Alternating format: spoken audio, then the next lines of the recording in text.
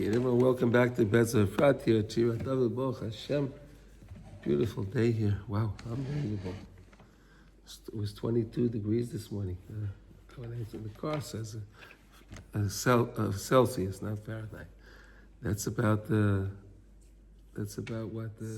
No, more. It's like 70, 71, 72 degrees.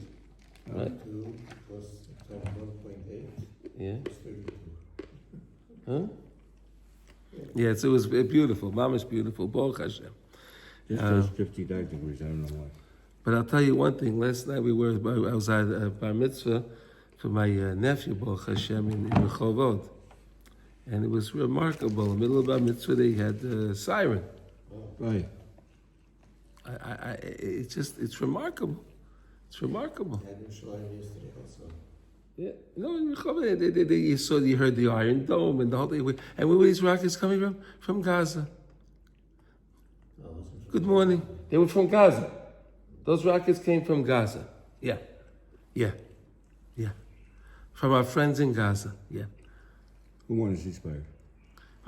The ceasefire. Yeah, they won a ceasefire. There's only one thing we have to do. Wipe them out. Yeah. Wipe them out. Finished. Every one of them. Come on, after all this time, and they still can have rockets? Something's wrong.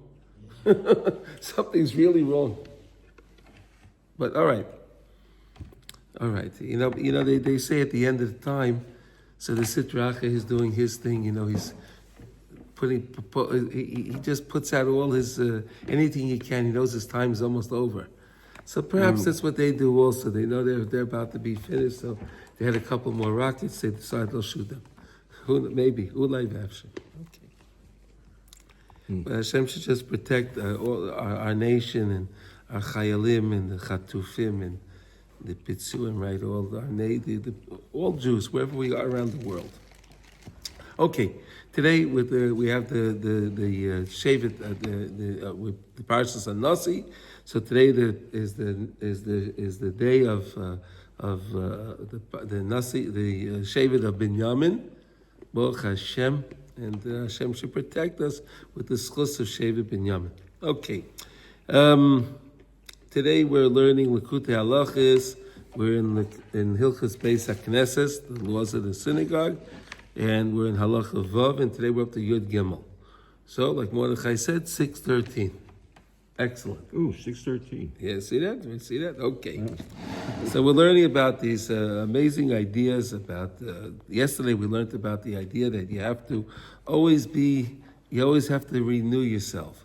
You have to always start again. And the Yetzer Hara is always trying to make us believe that everything is old and you can't change.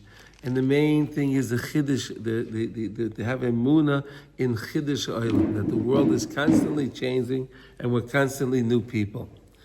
And how did Moshe Rabbeinu get us out? Today we're going to learn how Moshe Rabbeinu got us out of the mess of the Cheda Egel, all right, of the sin of the golden calf. How did Moshe Rabbeinu get us out of that big mess? Right, we were in a big mess.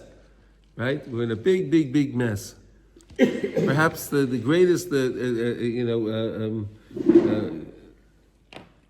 communal mistake that we ever did, right? The golden calf, right? But how did Moshe Rabbeinu get us? Let's learn about that. That's amazing. Yud Gimel. Ava Moshe Rabbeinu haya bal koyach gadol miyoid v'lo hiniach es mekoymai. Moshe Rabbeinu, he was very powerful, and he didn't accept. I guess we could say he didn't accept no for an answer. Okay, and what did he do to do that? Let's see. Even though Moshe Rabbeinu saw this terrible thing that happened, right? He saw this terrible action. He saw the terrible golden calf. He saw that they were that they were serving it, and he was beside himself, right? We spoke about that, right? We learned about that, right? Moshe Rabbeinu was beside himself when he saw that. He saw something terrible. But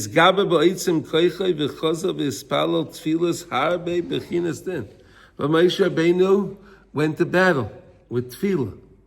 right? That's what we have to. That's our salvation, right? Our klei zayin, our weaponry is our tefillah, right? Our true weaponry is our tefillah, and we have to always remember that. Right? So Moshe Rabbeinu goes to daven, but he davens a tefillah bedin. He davens a tefillah, a powerful tefillah. He davens a tefillah, and he's going to battle with Hashem, so to say. Kiviyachol. K'moshe Kosev, Vayichal Moshe, Vayomer Loma Hashem Yechera Apecha. Hashem, why are you so angry? What is this? Why are you doing this, Hashem? Huh? Could you imagine he said something like that to Hashem? But Moshe Rabbeinu didn't care. He was for the people. Moshe Rabbeinu was a true leader. He didn't care about himself. You understand? He didn't care about himself. He went against the king of all kings. Hashem says, I want to destroy the Jewish people. And Moshe Rabbeinu says, hey Hashem, why are you so angry? Well, we learned that idea. We learned the idea. Remember, we learned the idea with Moshe Rabbeinu when he threw the luchas down, right?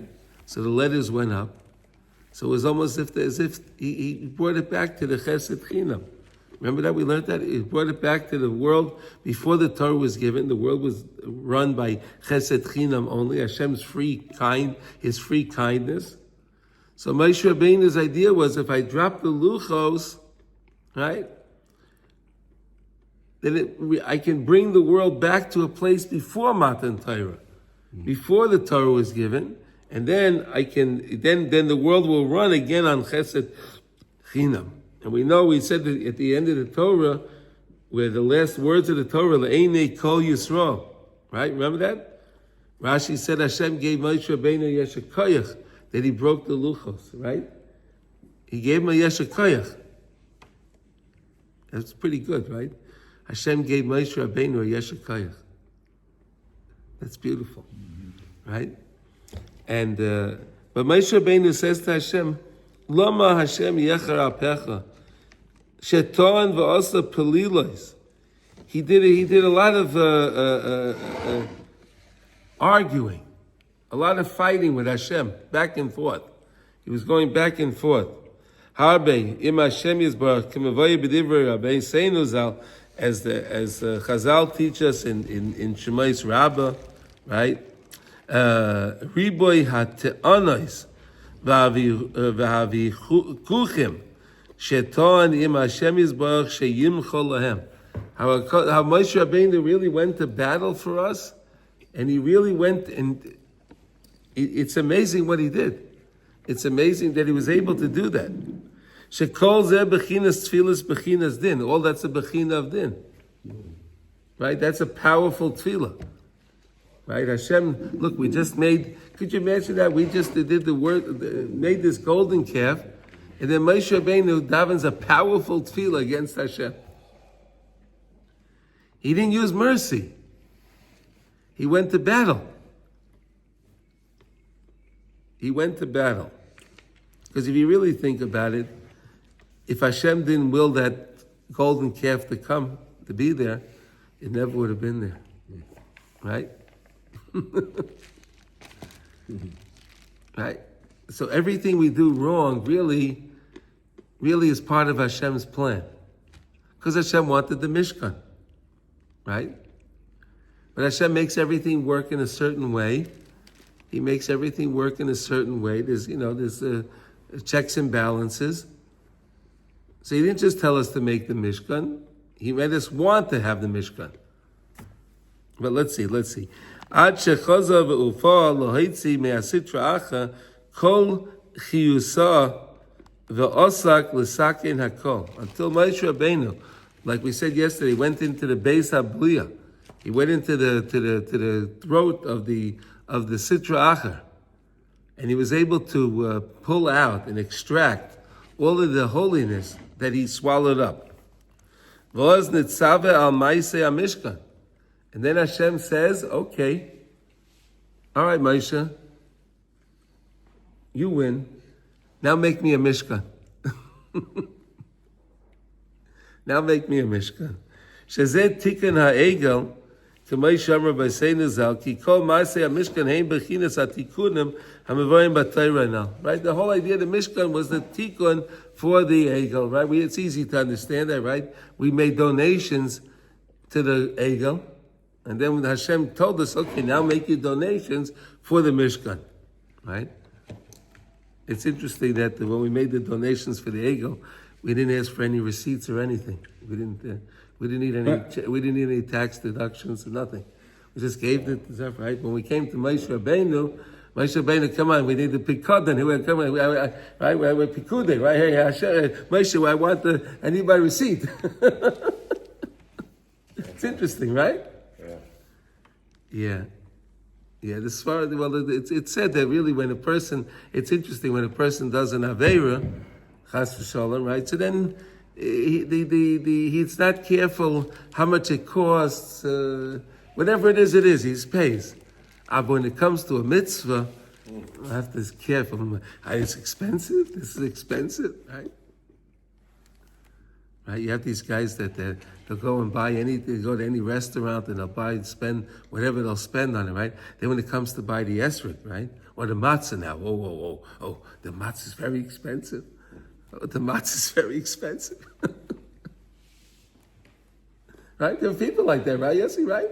No, you're describing really human nature. I mean, that like people are a lot liberal when it comes to spending, frivolous. I'm going to buy a new phone, the best phone in the world. Goof, all that, that's right. When it comes to divrei kedusha, and you tefillin. These are a little too expensive. Let me see something else. It's interesting, right? Yeah. It's interesting. Okay, but you see it, right? We're learning, right? The Mishkan. When it came to the Mishkan, everyone was very careful what they gave, right? But when it came to the other, they just gave. Unbelievable. Shekulam nimshachem ha'idei bal koyach shu bechinas Moshe. All of this comes through the bal koyach Moshe Rabbeinu, and we need always the tzadikim. That's why we have to rely on the tzadikim, like we learned yesterday, right? It's all about relying on the tzadikim, and then no matter what a person was involved in, like the story you told us yesterday, right? No matter what the guy was involved in, it didn't matter. You find the tzaddik, you find the tzaddikim, the teachings of the tzaddikim, you find life. Right, and then the person realizes, he understands that idea that every day there's chiddush ha'olam. Every single day I can change, and not only can I change every day, but I can change every moment. Right, every moment the person can change. It doesn't matter, whatever it was, he can always change because you're a new person every moment. All right, let's go to Yudalad. Here we go. Now let's learn about the Mishkan. So we learned about the Egel, right? And then we learned how Moshe Rabbeinu went to battle with Hashem, right? As far as to forgive Klal Yisrael. And then Hashem said, okay, fine. So make the Mishkan. So now let's learn about the Mishkan. Ki ha-Mishkan hu bechinas beis tefillah. The Mishkan is a place of beis tefillah, right? Like we said yesterday, right? The shuls and the study halls that we have. They're all beis tefillah, right? They're all a beis tefillah. So the Mishkan was a beis tefillah. Nivna al yedei riboy hashchenim, and it was built through the riboy hashchenim, right? The many neighbors, the many people that contributed to the Mishkan. And if you think about it, right, what was everyone had to contribute at least the machzas hashekel, correct? Everyone. Right, everyone had to contribute the machzas hashekel, which means, and what did they use? What was used to make the adanim? The adanim were those posts, I guess you can call them, right? Posts that the Keroshim stood on, right? They were the supports of the Mishkan, right? So every single person had an equal part and parcel in the support of the Mishkan, right? We always know, right? The main thing is the foundation, correct? If you have a beautiful building, but you don't build a good foundation for it, it's not going to stand, correct? Mm-hmm. Right? You need a strong foundation. So the foundation in the Mishkan was the Adanim that was an equal contribution from every single Jew. Okay, V'alkei nikra Mishkan Lashon Shochen. So Lashon of dwelling, because Shchenim, Right? We had the neighbors, right? Dwelling, neighbors, right? The idea of the riboy batim that we learned from we learned that many times, right? The idea of the riboy batim, how you get how the numbers become exponential. Okay. Okay. B'chol zeh nimshach ha'idei hakoyach shel habal koyach shemespalel tfilas bechinas din sha'idei zeh nasin bali tshuva v'geira. So through Moshe Rabbeinu, davening that tefillah bedin, and we said he goes into the base bli of the sitra acher, and he pulls out all that kedusha, so that awakens the idea of Jews to come back to do tshuva, right? To come to do tshuva. And not only that, but it also brings about gerim, converts. And we saw Yisro yesterday, right? That was what he did. Okay. Shayidei zeh nisrabi k'voide yizbarach shesham kol nafshes Yisrael shemisham nimshach nevuah bechinas ein nevuah shoyre ela al chacham giba v'osher. Look at that. Nevuah is not shoyre unless a person is a chacham. He's got to be wise, right? Wise in Torah, wise in clothes, understanding Hashem. He has to be gibor. He has to be strength, powerful. He has to be Osher, he has to be a wealthy person. Maybe that was what we were saying yesterday, Yossi. You were saying about the fancy car, right? The rabbi needs the fancy car, right? You said that, right? Right. Osher, see that? You see that? Isn't that interesting? Kikulam hein bechinas covered. Kamei shekosov sham ayin sham. All of that's the covered, but not the covered for the person himself. Like we said yesterday, it's the covered HaTorah, right? It's the covered for the Torah. It's the covered for Hashem. And this tzaddik, this Navi, is the representative of Hashem, right? We don't see Hashem, right? You can't see Hashem, but you can see Hashem through his representatives, right? So you have the Navi, you can see Hashem through the Navi. You got it? You understand that? So the Navi has to be a person of somewhat of stature, a person of means, right? So that people will respect him. They will respect him, right? If the person is a shlum, a shlamazel, so people are not gonna want to respect the person, right? And then again, that doesn't look good for Hashem, right? So that's why, okay. Merumas b'shleisha asar devarim shel Mishkan v'kelev, right? The 13 the things of the Mishkan and the Kalim, we'll talk about that in a second. Kike etzem ha-Mishkan nivne me'akroshim. Shayu atzei shitim oimdim. Yeah, this is very important. Right? You had the atzei shitim, right? Those cedar, the cedar planks, what were they called? Cedar, right? Right? Cedar. Where did these atzei shitim oimdim come from? Yaakov Avinu brought them down to Mitzrayim, remember? When Yaakov Avinu was going down, we're going to read about it. Yaakov Avinu went down with 70 people, right? He went down to Mitzrayim, right? In that convoy, when he was going down, he had these big trees with him that he replanted in Goshen. He replanted these trees. It's amazing, right? That he replanted those trees, and Yaakov Avinu told them, "You're going to need these trees.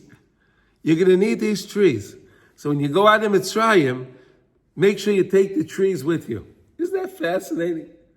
So you see how the whole thing was really set up by Hashem, right? The whole golden, the whole thing, right? That we have the Mishkan, that we would need these crusher, right? Isn't it fascinating? Show you atzei shitim aimdim. Shezeh bechinas atfila bechinas din shu bechinas matei ois. That was Moshe Rabbeinu's matei ois. We said his powerful staff, right? Moshe Rabbeinu had the powerful staff. Shu bechinas eitz chazak ke'eres, like a tree that's very strong, like the eres tree. Shezeh bechinas atzei shitim aimdim, right? She'oimdim bechazkam. They were standing very strong and mighty, powerful. Beside Beis Habliya shel Sitra Acha ad shemekia hakois bechol pam. So this is fascinating. Moshe Rabbeinu took his stick. Okay, now try to picture this now, and he stuck the stick in the mouth of the Sitra Acha, right? And he made him regurgitate all of the kedusha that he swallowed up. You know, it's almost similar when you go to when the kids go to the doctor and they take and they put the stick in the mouth of the kids, right? So Moshe Rabbeinu stuck his stick down his throat. Mata ois. Right? And these atzei shitim oimdim, they were very, very big pieces of wood. Very, very big. Right? They were very thick, and they were 10 amas tall. Right? They were very tall. Right? 10 amas is at least, an amas, well, you can go with either a foot and a half or 2 feet, right? So if you have 10 amas and it's 2 feet, it's 20 feet tall. That's pretty tall, right?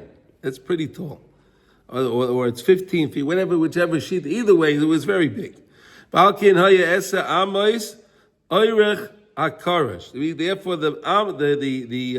each carriage was 10 amas. Keneged bechinas eser kamavaya b'seif ha'Torah now le'inyan melchemes oig. K'moshe kosu sham Moshe kama have eser amen. Moshe Rabbeinu was also 10 amas tall. Did you know that? Moshe Rabbeinu was so tall. He was 10 amas tall. Did you know that, Yossi? Yeah, that's doesn't the Maharal or someone speak of like, well, come on, how could that be? You know, he's a human being. Yeah. It should be 10 amas tall. I think, do we take that literally? Like No, but he was 10 amas tall. Yeah. He was a human being. I mean, No, they said there's actually a joke. They say in New York. They say by the Satmar Hasidim. They say that they proved that Moshe Rabbeinu was a Satmar Chassid. How do you prove that Moshe Rabbeinu was a Satmar Chassid? Right, because the Satmars wear a hat that's flat. It fits flat on their head. It doesn't stand up. The crown of the hat is sitting on their head. So they said that Moshe Rabbeinu was 10 amas tall, and the Mishkan was 10 amas tall. So if he had a taller hat, he couldn't go in the Mishkan.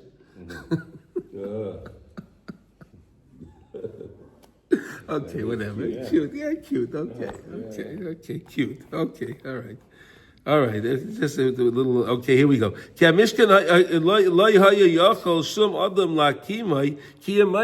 else can set up the Mishkan except for Moshe.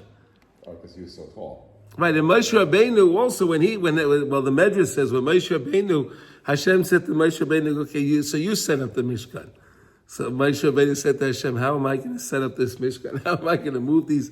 Could you imagine those large coverings? If each carriage was 20 feet tall, right? Could you imagine picking that up? Picking up a plank that's 20 feet long. Yossi, could you imagine even if it wasn't thick and it wasn't very heavy, but even just 20 feet to lift it up, to stand it up, it's hard.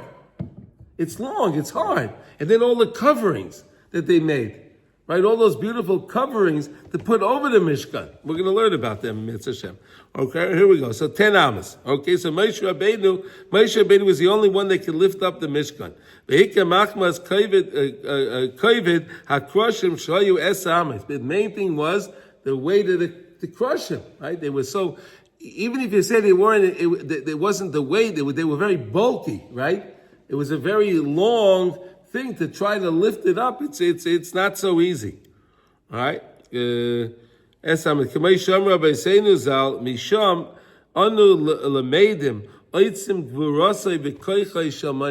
we see the might, because we said the person to have nevuah, you have to have gvura, right? You have to be powerful.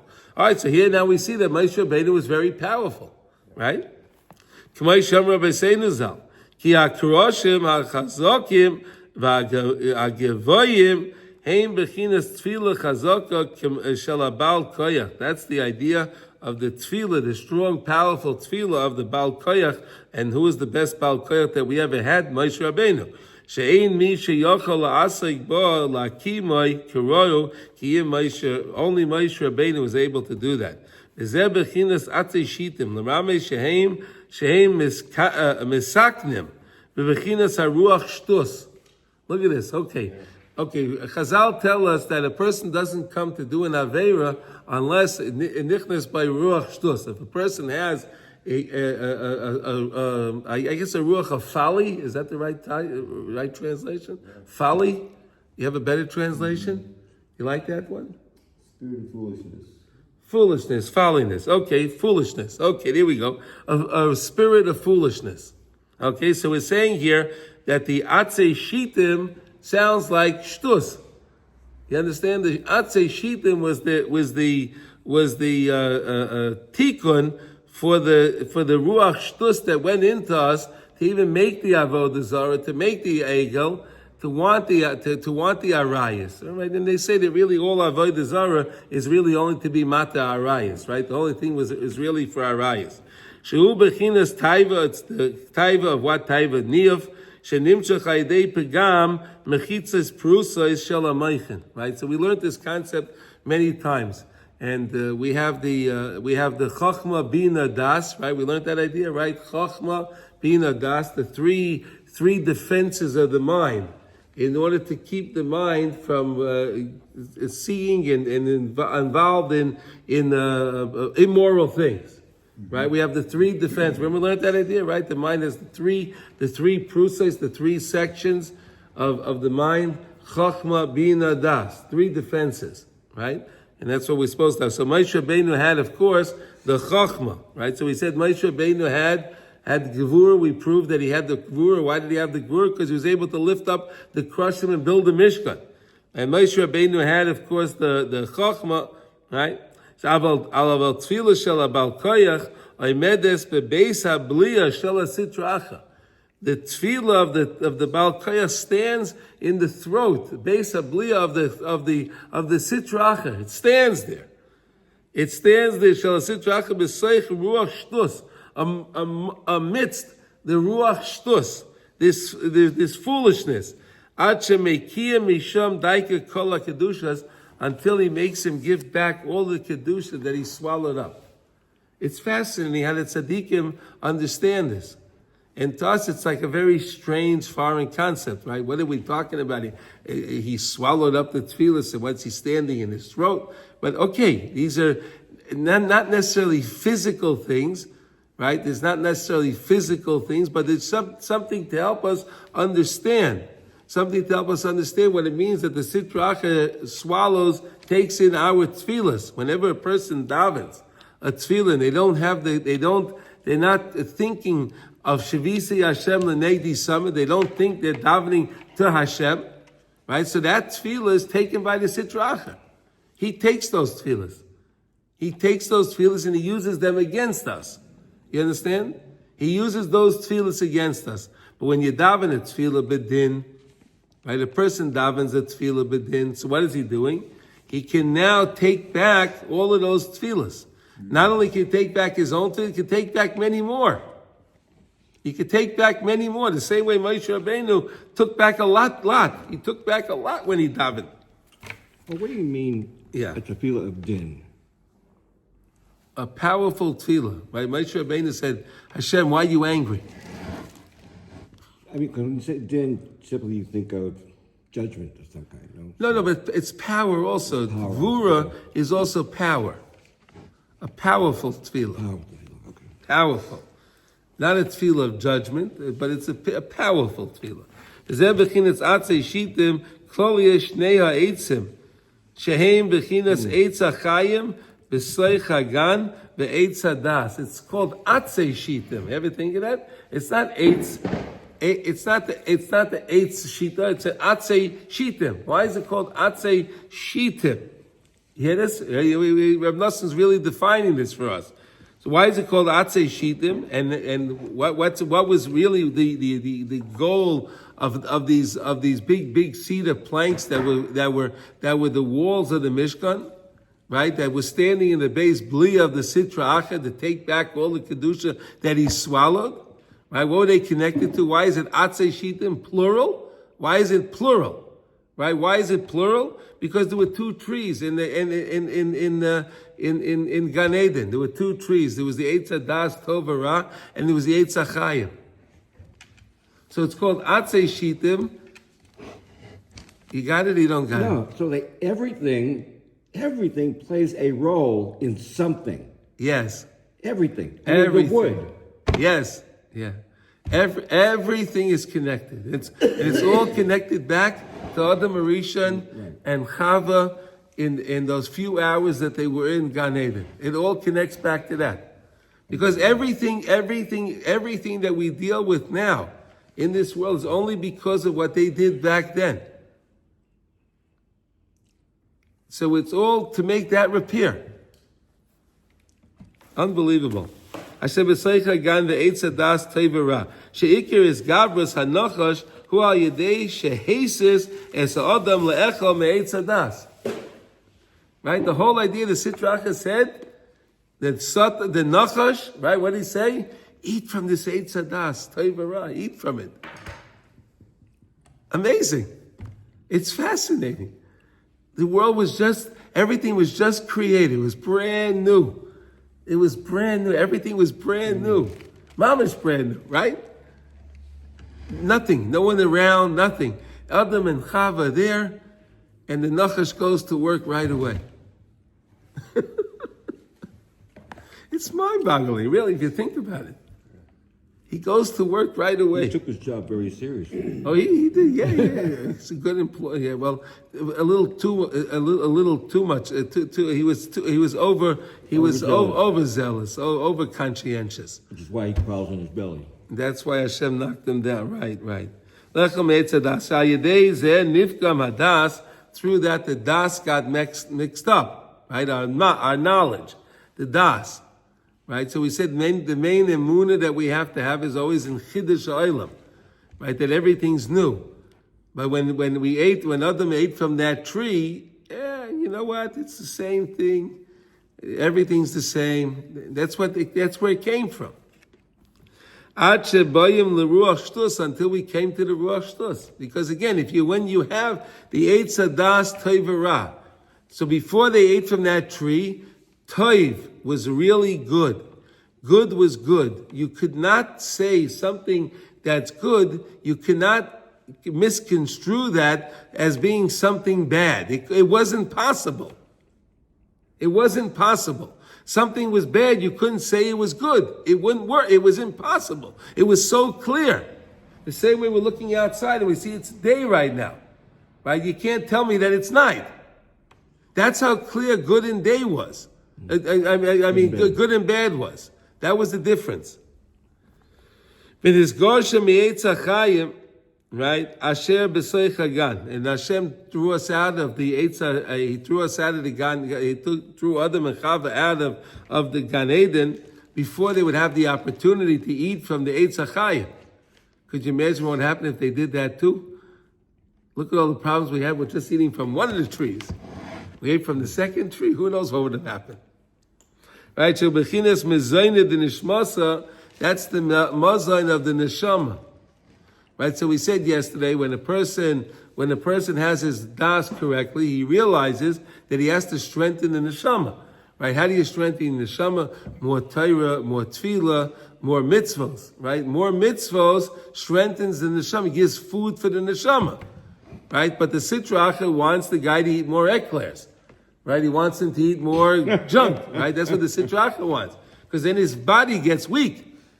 Then he won't be able to daven. Right? But when you have the right das, you know what's important. Shemisham kol hachayim aval hayedei habal koyach shemispal tfilas bechinas dina yedei zeh mukhrach hanochash v'asitra achra l'hakia kol hakedushas.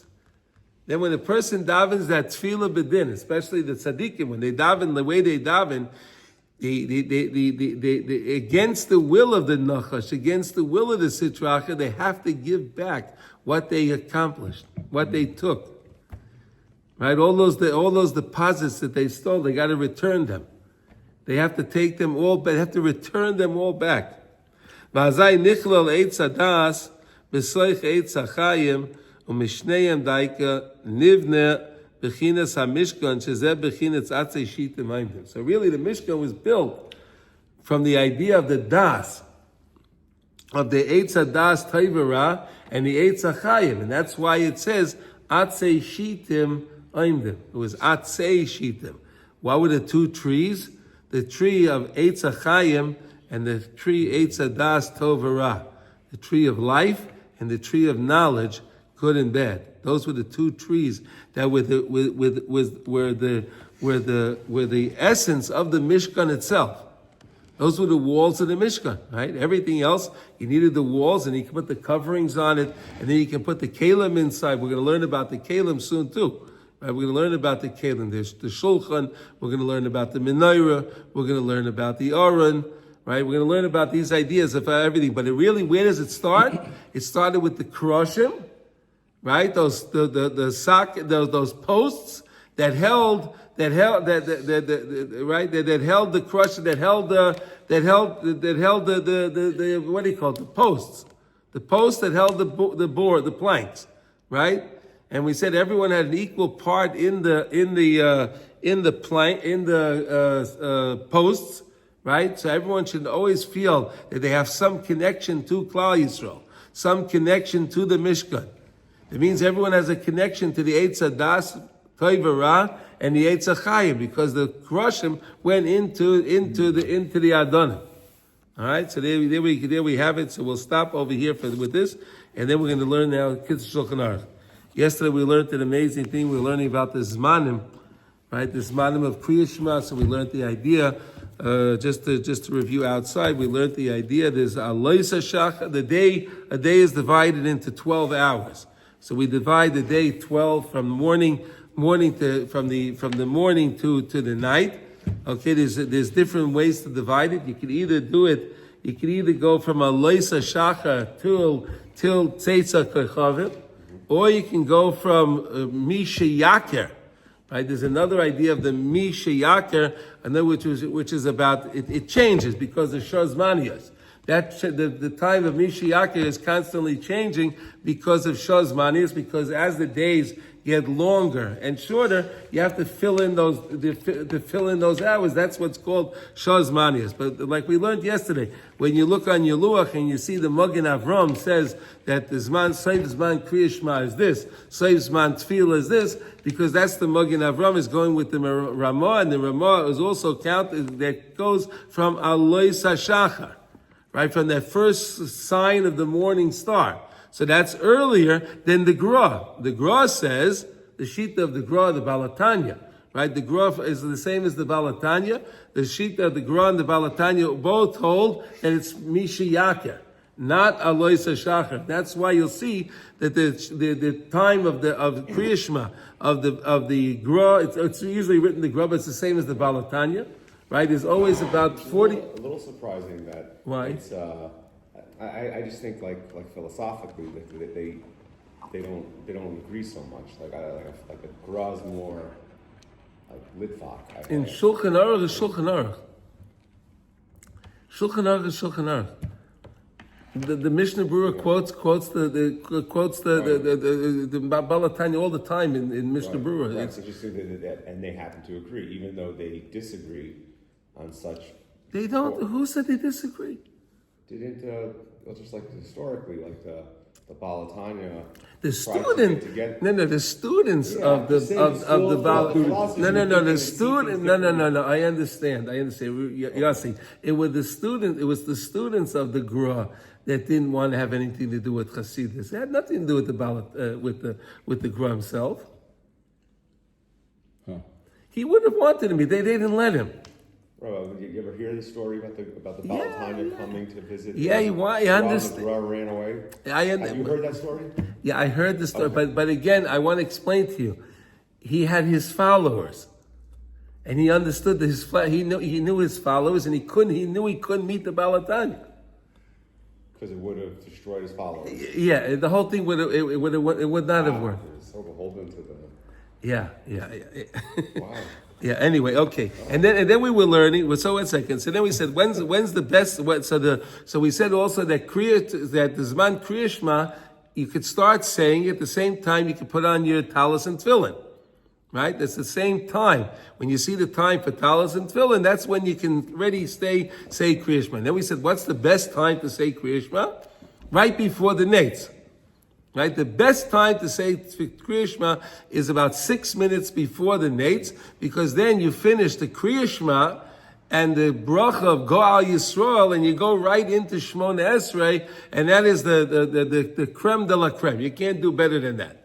You can't do better than that. And we said, and the kids said yesterday something so beautiful that he said over here. Look at this. Here, I'll just read you this one line, okay, and then we're going to go on. Kadesh Yisayim Kriya Shema B'Chosel Ima Neitza Chama V'Yismach Lo L'Tfila. Right? You want to connect your the Kriya Shema, the Birchas of Kriya Shema to Tfila. Umi Sheyuchal Lechavin Lasais Kain, and he who can figure out his way in order to be able to do this. Schorei Meruba Ma'oi. And this is written in the kids' Shulchan Aruch. Schorei Meruba Ma'oi. Isn't that nice? I don't know what that means. Oh, that means he has a great reward waiting for him. Right? Isn't that amazing? Schorei Meruba Ma'oi. Okay. That still bothers me because we're not supposed to reward, but yet they're telling us about the rewards we get. It seems that would I gave influence you the example yesterday, Yes. right? Two people go make an investment, right? Right.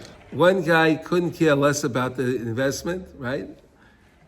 Right, and the other guy is a very, very important. Investment's very important. It's very important to him, right? If they both invested in the same thing, at the end of the day, they'll have the same return on their investment, right? Right. Right? It's all the perspective.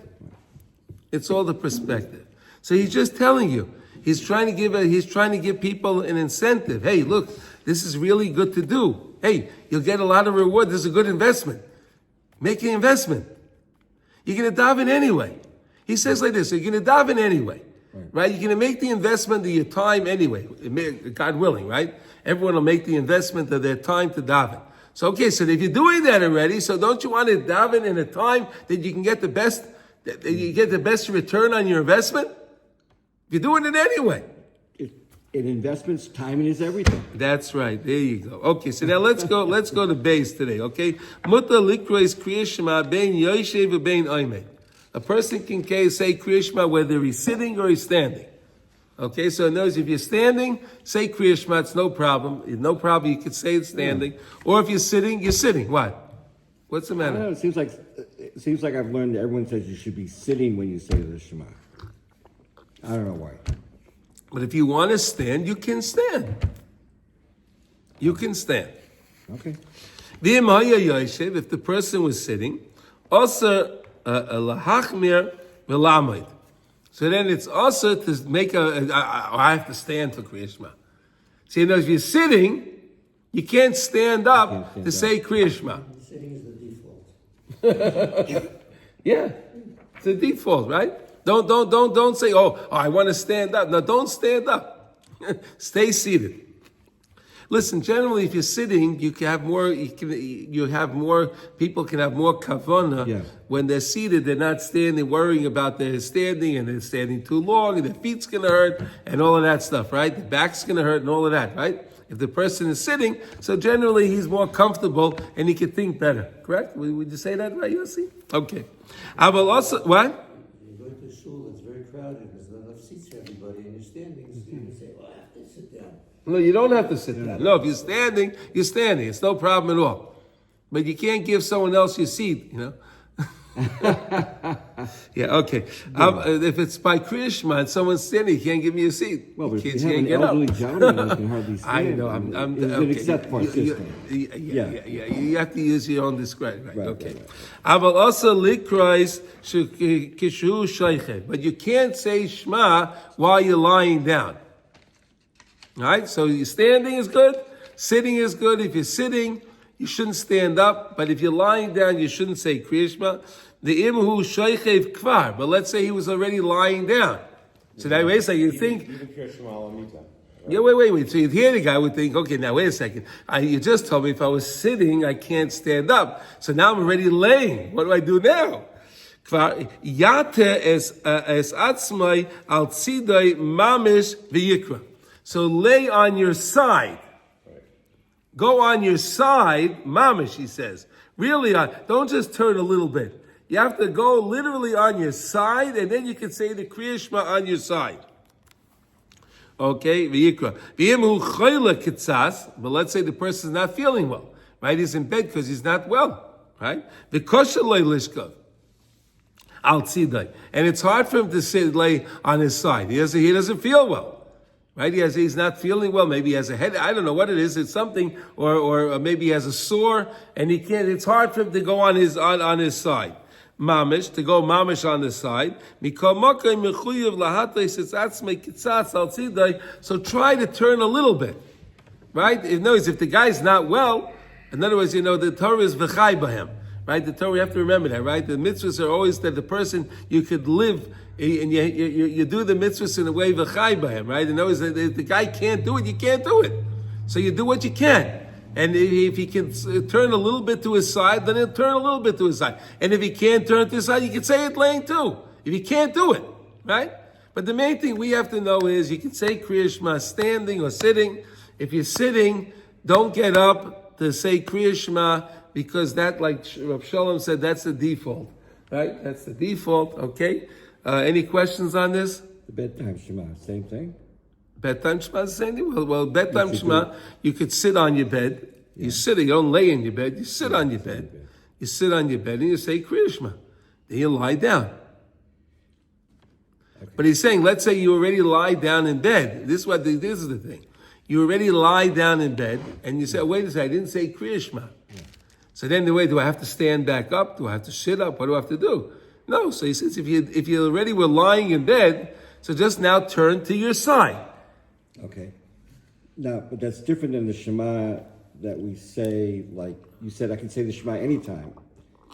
Because I'm bringing... Yeah. But so it doesn't apply to that type of Shema.